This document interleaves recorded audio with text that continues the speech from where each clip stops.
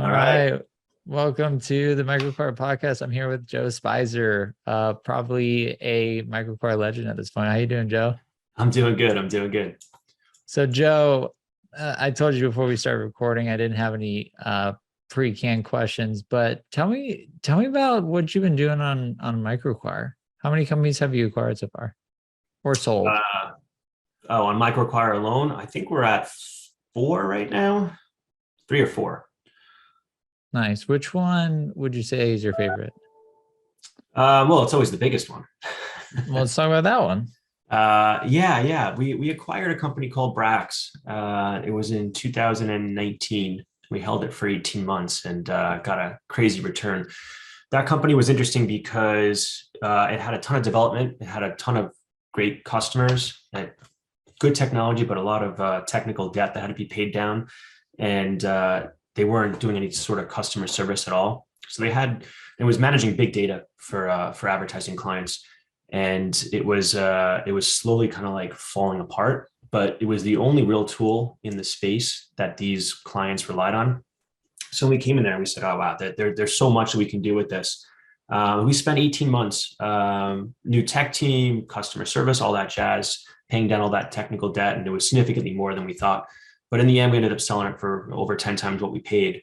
So that was a fun win, and that kind of like got me interested in buying for the first time, because that was the first one I ever bought. Outside of that, I was kind of just the typical entrepreneur where you start something and you scale it or it flames out. That's kind of the only path. This is the first time I was like, oh, I could actually buy something from someone else where they put the sweat equity in for the first X amount of months or years to figure out product market fit, to get everything running, get all the drip sequences going, all the stuff it's annoying to do. And it kind of opened up my eyes to like, wow, there's a whole other ecosystem out there. So that's when I started buying a bunch of these small guys and, playing around with them.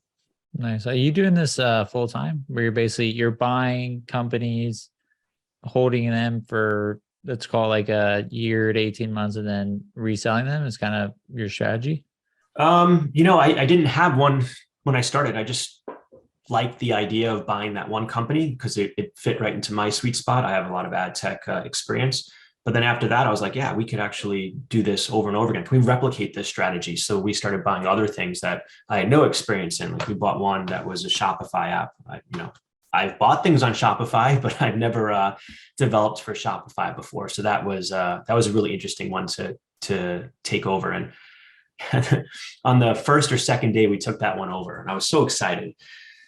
Right away, we get hit with your account lost half of the 4-star reviews for incentivizing reviews and whatnot. And I was like, oh my God, like the timing couldn't have been any worse. It's like that happens when you buy something, usually all the shit kind of hits the fan in the first few weeks. Although it's frustrating and annoying out of the gate, it's also good to kind of get all the dirty laundry out in the beginning and not kind of drag it out, just kind of get it all out of the way, pay it all down. But anyway, we ended up holding that one for 6 months and doubling our money, which I didn't like the space. I don't like being reliant on one platform. So, having Shopify as like the overlord that could decide to delist you or take away your reviews was really scary to me after my experience with Facebook in a previous company. So, I spent the 6 months building it. The Shopify extension didn't even have a website, right? So it was no website, a ton of customers who loved it again, good customer service in this case, but no site. And the UI was horrible. It was hideous. So we had a new, designer come in, like redo the whole thing, make it look pretty. And then we just sold it 6 months later. So, it was a fun flip. What's your favorite part through all this? Is it the buying? Is it the selling? Is it the growing? I love the hunt, right? I love hunting for something. I think it's so exciting to kind of send out your LOIs and see what comes back and negotiate them and come up with these fun structures. I think that's really cool. And then it's the first, 6 to 12 months of kind of getting your hands dirty. I'm the customer service rep and I'm the project manager. I don't code. I never have, but I'm on all the stand-up calls and talking through, all the issues with the devs. I'm in Jira every day. I love those beginning stages. Nice. I think for me, like companies under 30 people are a ton of fun. Once you kind of break that 30 plus mark, and, I'm sure you're experiencing this too. It's like, you no longer have everyone directly reporting to you. You have middle management. politics start coming into the equation. A little less so now with everyone being remote. That was really a in office kind of thing. Yeah, so I like companies under 30 people, just a lot of fun for me. I would agree with that wholeheartedly. Did you have a larger company previously? Yeah. So before I started buying these SaaS companies, I had a company called Little Things. We're up to 120 people in Manhattan. Were And, you, and you were CEO, I assume? yeah. We had, I don't even remember how many square feet in Midtown, but it was enough to cost $1 million a year in lease. All these video studios going. It was my baby. I loved that company. It was so much fun. And I was hoping to go on to do huge things with it. We were doing, 60, 70 million a year in revenue. And then Damn. Facebook just dropped the hammer on us one day and kind of destroyed our business, which was my point with like Shopify. I'm very nervous because of that. I'm very nervous to kind of put all my eggs in that one basket. So like right now, I'm building a Twitter influence, I'm building Twitter followers and I love playing on Twitter, but I'm thinking to myself, like, when does Twitter just decide to change their algorithm, right? And maybe I don't see tweets from Andrew anymore or from Joe. Maybe I see something else that Twitter wants to push out, which kind of leads you to like, you got to build your own newsletter, right? You got to kind of take your followers off of the platforms and own them yourself. Just something that I've picked up over the years. I like that. Yeah. Own your audience rather than kind of lease it, I guess it could kind of be the term. Yeah, you're renting it. Yeah. I mean, I had like 50 million followers on Facebook at one point, right? But they were rented. Facebook decided to take them back, right? 50 million. Holy shit. Yeah. Just to wind the tape back for people listening, are you okay disclosing like just the size of the businesses that you were talking about? The first business, was it like a 7-figure exit, 6-figure? Yeah, the first business we bought for low 6 figures and sold for 7 figures. What was the second one? Second, we bought for 6 figures and sold for 6 figures. That was a 6-month one. Yeah, Damn. That was the double. You're killing it, man. That's tiny. I mean, the thing is, this is the hobby. Like this doesn't pay the bills. I'm looking for much bigger, I don't know, elephants to hunt. Or look, I mean, at some point, one of these small SaaS companies that I'm flipping will turn into something significantly bigger. It's just the likelihood of that is pretty high. It's just a matter of finding that one, right? So tell me more about the hunt. So you like hunting. I like that. Yeah. I do like what do you what do you look for like to start? What are like the main qualities or attributes like that get you excited, aside from obviously price is probably in there, but like what kind of like gets you super excited when you come across a good acquisition opportunity? It's the same for me. Like when I look for real estate properties to buy, I like to start also with the oldest. So I sort from oldest first to kind of see who's kind of been sitting out there for the longest, is going to be the most desperate. Who's the last girl at the dance who is all alone in the corner. Typically they're, willing to negotiate significantly more on price than someone else. So I do that. I also tend to look at the overall reviews for each company, and the more negative the reviews are from customers, the more likely I'm going to be interested. I know that sounds really perverse. It doesn't make a lot of sense to a lot of people, but it has to be for certain reasons, right? Typically what I find is when founders kind of give up on a project, it may have been an amazing product, but they no longer service the customer. So customer service kind of gets overwhelmed, and maybe there's no one doing customer service and no one's answering these emails. So you get all these 1-star reviews on whatever platform they're on. And it just destroys the reputation of the software. And then I come in and say, wow, what they have is actually really cool. Maybe if they answered their emails and got back to customers and fixed the bugs, they'd actually have something worthwhile again. So I do love to look at, 1-star review type products. Now, again, it has to be for that reason. It can't be because there's no need for the product or it was a scam or whatnot. But and I've done that for like on the Chrome store. I've sorted by like the worst reviews. I've done that on Shopify as well. Those are the ones I target. Nice. And then in terms of okay, you hunt. Joe, you just went hunting, you found something, you'd like to maybe bring home. How do you structure your deals? Are they all cash? Are they a mixture? Like how do you what does an offer from Joe typically look like? Yeah, so usually I get emotional when I shouldn't. So I like to move very quickly, because once I start like getting the gears going, that I'm going to send an LOI for this, I start building a whole plan of how I'm going to take it over and how I'm going to build this thing out.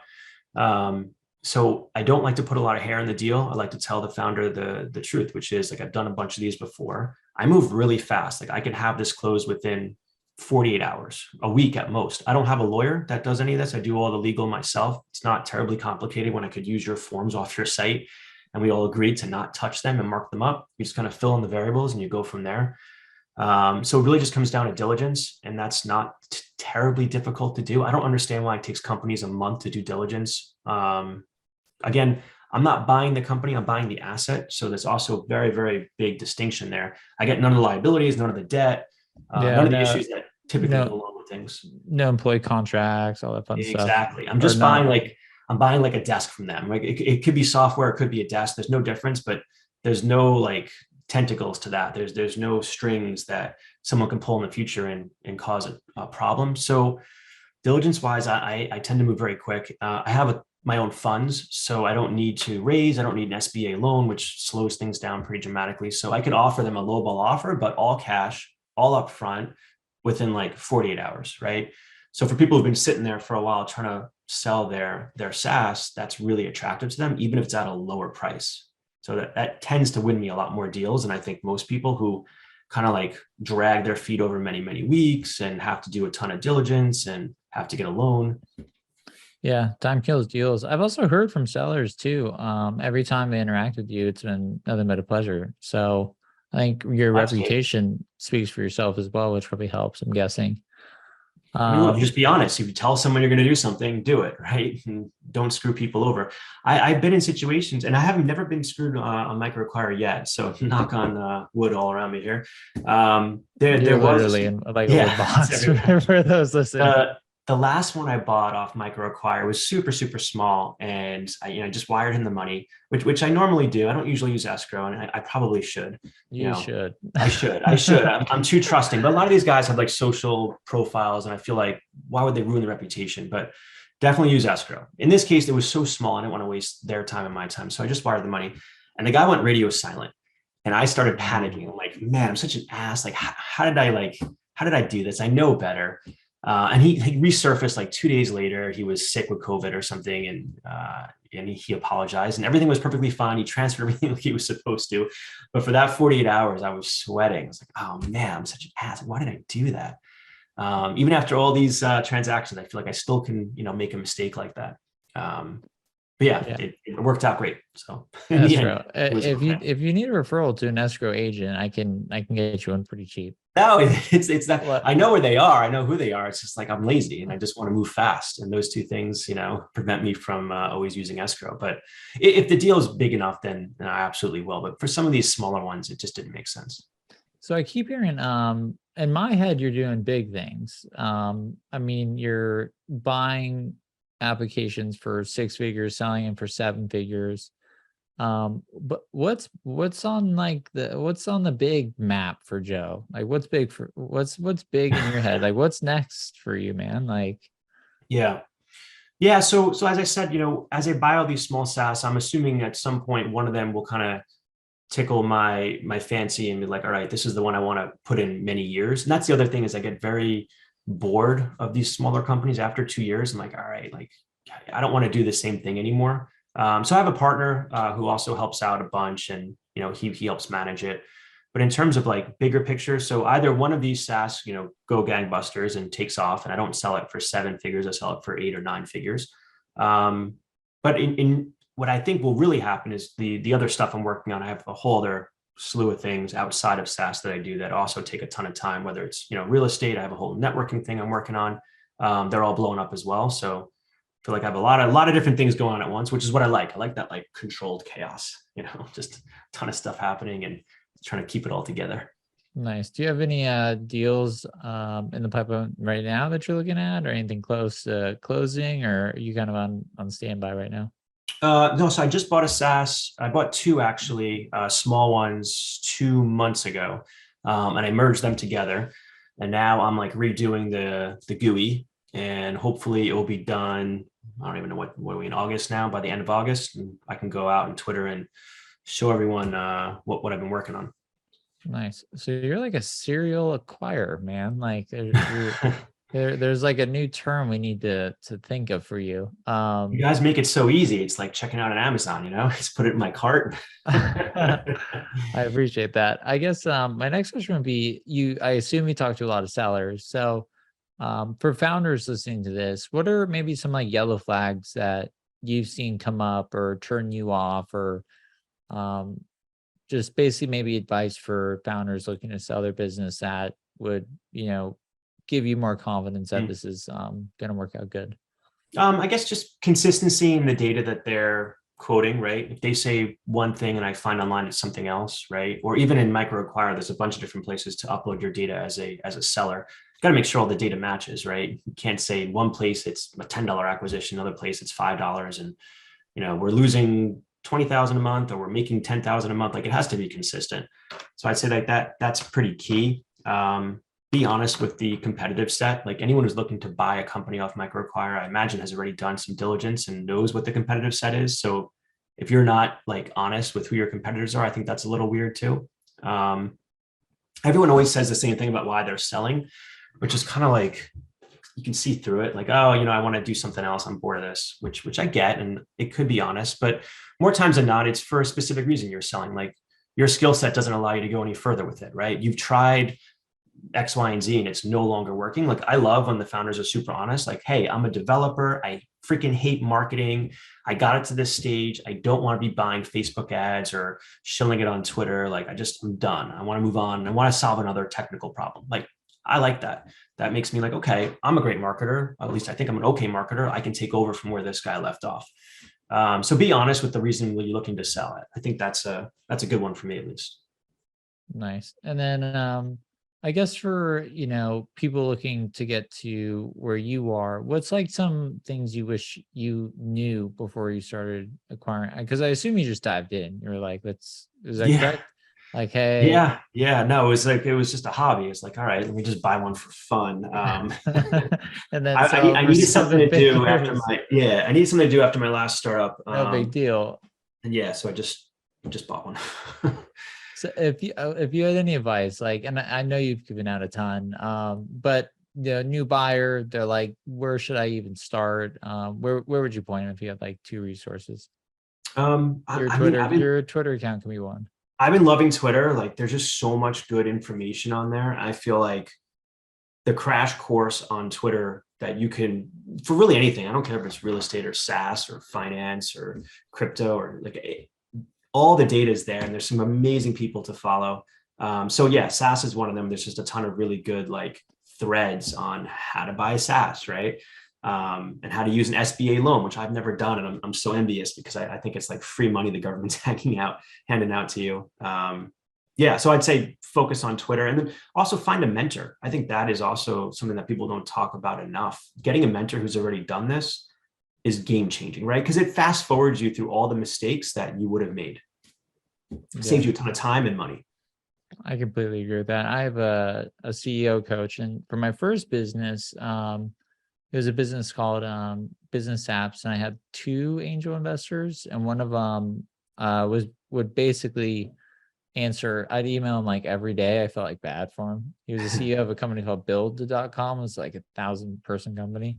But yeah, like, that's kind of how entrepreneurship works, is you got to find that initial mentor. And I've always found the best way is to just start doing cool shit. Yeah. And then get someone who's like, oh, Joe, that's rad what you're doing. Like, I'm also doing this, but with maybe 2 more zeros on it. So that's what I always tell people when they're like, where do I find a mentor?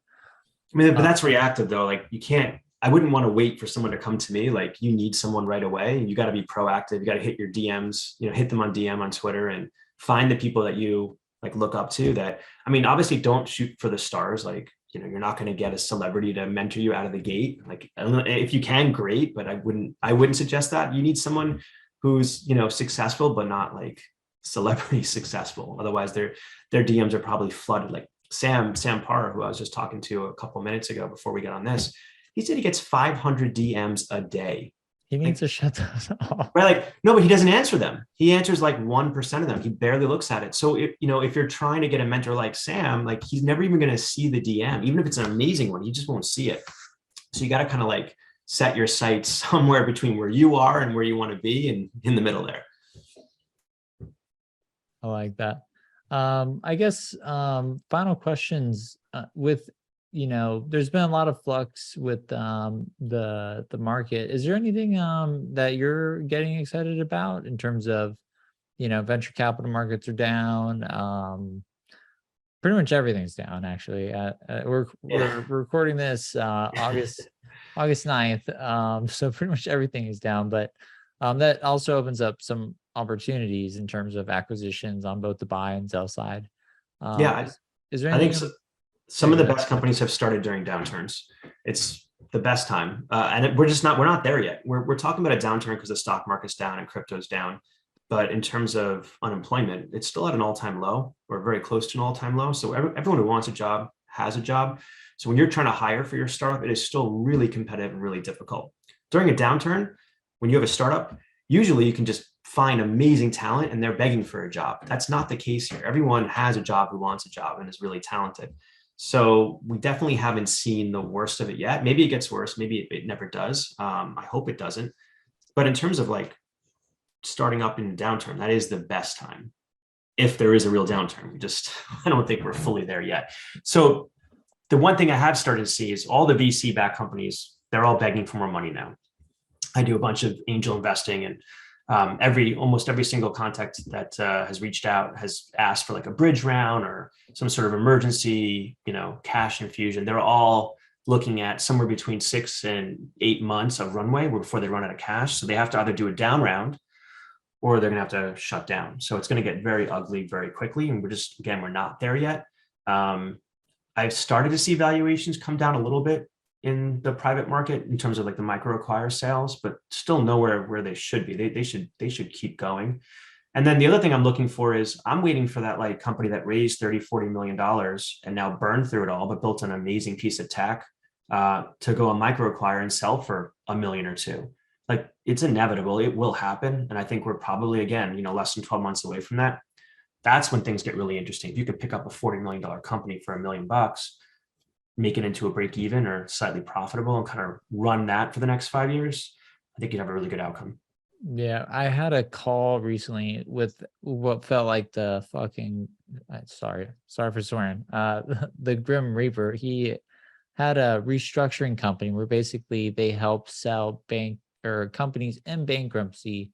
And so we're going to have like a quasi partnership.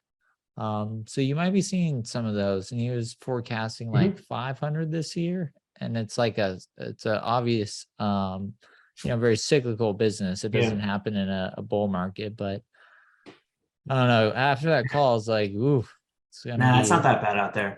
I lived through the dot-com bust. There was a great site by this guy named Pud. It was called fuckedcompany.com. And it was a tech blog that just chronicled all the layoffs and shutdowns of every tech company out there. And it was gangbusters. Like everyone at every company would like kind of keep it on all day and keep refreshing it to see if they had their job or not. It was crazy. We don't have that this time because it's not that big of a deal yet. I think it's heating. We're starting to see layoffs starting, but we're not seeing mass startups like going defunct. They still have a lot of cash from the previous rounds. So we have to wait for that to burn out first. Yeah, my personal take, just to clarify, is I think I'm an optimist, so I think it's going to be a lot better than some of the doom and gloom posts I'm sure a lot of people have read, just because of the way people are the way CEOs are adjusting how they're operating their company, reducing staff or focusing on profitability, which I think is going to be a net benefit for just every business. Like a thought I've had is, not being able to raise that next round of funding could be the best thing to happen to forces thousands of startups. Yeah. But yeah, when you have a call with the Grim Reaper of like a restructuring asset sale company, yeah, that's painful. Yeah. No, what I would do is like to elephant hunt again. I would contact like Ramp and Brex because they see everyone's bank account. They see the debt, right? They know who's about to go under and who's not. And it's in their best interest to not lose money. I'd do some deal with them. But like, hey, if any startups are going under and, you want to make your money back, you want your debt paid back, give me a shout and who it is, and I'll look to buy the asset. And I'll make sure you're paid back, right? Like I'll work out, like I'll help you out. I think that's a great place to start in terms of lead gen if you want to take down, 40, $50 million defunct startup. That's smart. Okay, final questions. Do you have like a favorite book or like podcast? You can't say My First Millions because that's your buddies. I love My First Millions. I do too. Now I have a newsletter I just started because I don't want Twitter to own all of my eyeballs. It's called SaaSweapon.com. A little cheesy name, but I like it. I like it. I'll plug it. Yeah. I'll plug it down. Cool. And then any entrepreneurs you look up to? Like, what are if you have any, like, who are some entrepreneurs that have kind of maybe inspired you like along your journey?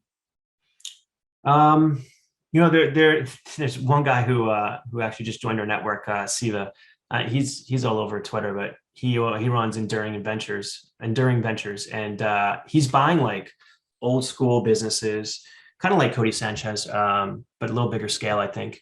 Like he just bought, so random, he bought like a Harley Davidson rental company in Hawaii, like the only motorcycle rental company in Hawaii, right? So he has a monopoly on all motorcycles if you want to rent one in the Nice. entire island.